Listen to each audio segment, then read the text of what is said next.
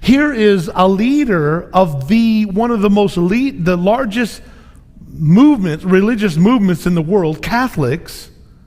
And here is the Pope saying that we need some type of world political authority to help unite the world and to bring about international finance.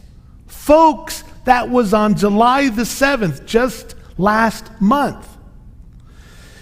Well, it's interesting that if you will take the time to read this, and I don't even know if we'll have time during our meetings on these Wednesday nights, a very important thing to keep an eye on, though, is Revelation 17 and 18 and the correlation that ties into a religious harlotry system, a fake church that in reality is prostituting itself with all the leaders of the world and will actually be involved with the beast. She will ride the beast, this harlot religious system. So I challenge you to keep an eye on what's going on there. But it is interesting if you notice that there's a guy right here that many of you will obviously recognize. That's our president now. And Mr. Obama was at this meeting, the G8. And the G8 obviously is just a little tiny bit of a taste of what the Bible talks about both in Revelation and Daniel about a uniting of 10 kings who will temporarily be in leadership, who will give their authority to the antichrist. Now, there again, that's an amazing study, but what we're already seeing is just a little setting the stage for this. Already under the G8 thought, we can bring all of these major world leaders together and try to go for a one world concept. Well, what's interesting about this, and keep in mind this is last month, on July the 10th, the president of Russia introduced a very interesting thing. Listen what it says.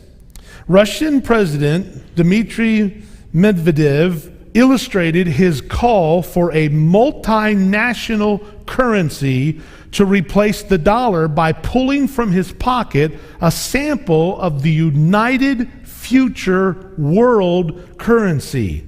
Here it is, Medvedev told reporters today in Italy after the summit of the Group of 8 nations. You can see it and touch it. This is the international currency. Now, folks, keep in mind, this is the president of Russia. And anyone who knows anything about prophecy understands a major player in the end times. But he goes on to say that this coin, quote, means they're getting ready.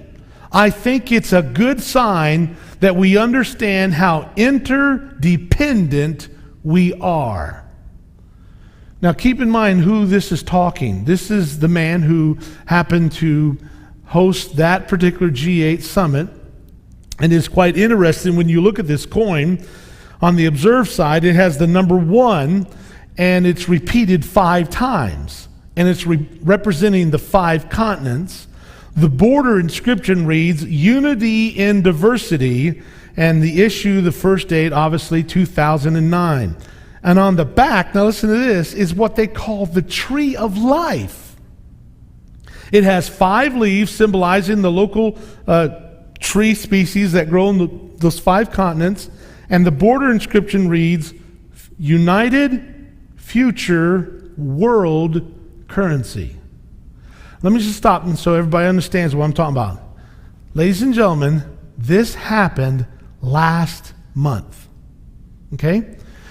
Why this is interesting, though, is that a future world currency would certainly be an essential part of a future world government.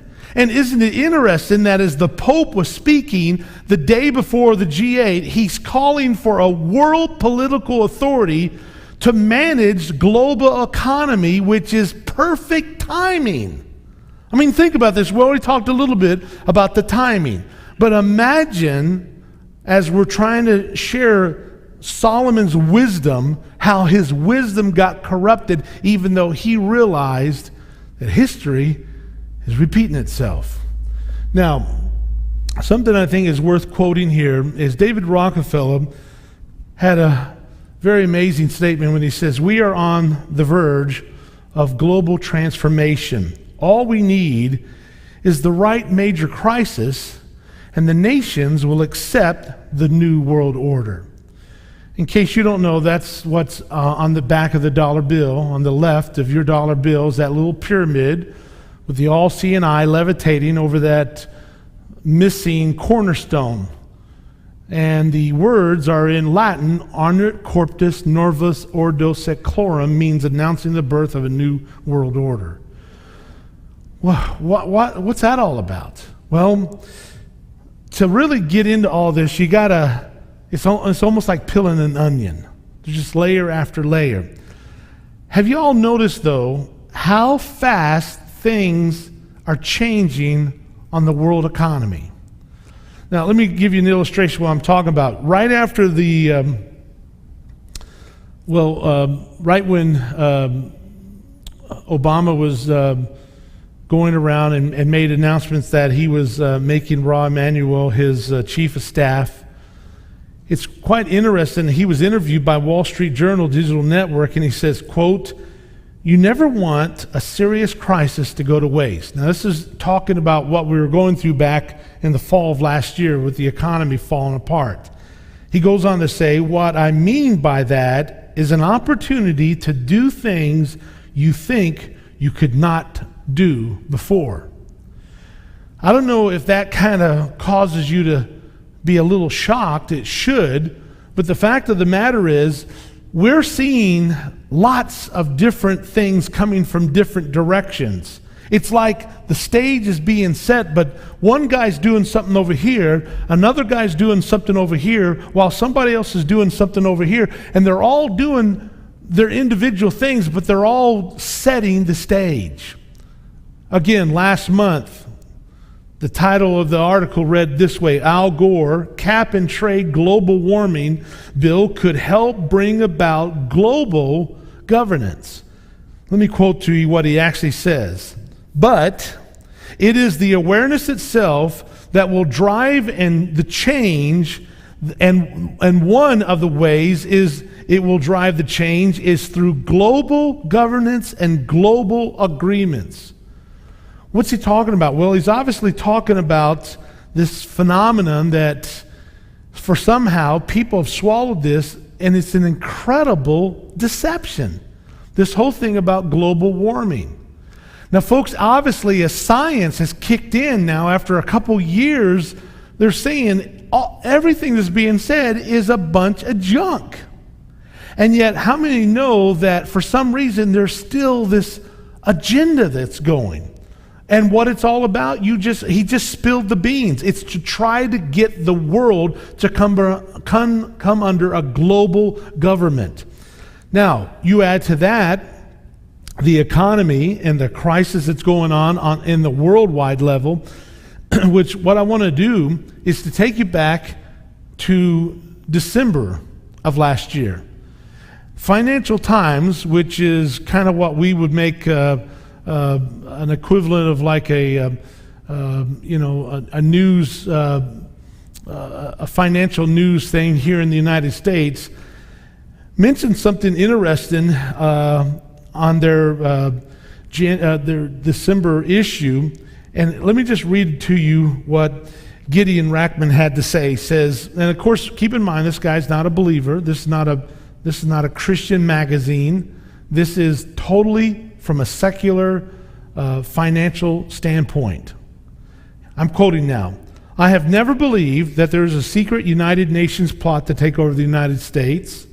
I have never seen black helicopters hovering in the sky above Montana. But for the first time in my life, I think the formation of some sort of world government is plausible. A world government would involve much more than cooperation between nations. It would be an entity with state-like characteristics backed by a body of law. The European Union has already set up a continental government for 27 countries which could be a model. Now let me just stop and say that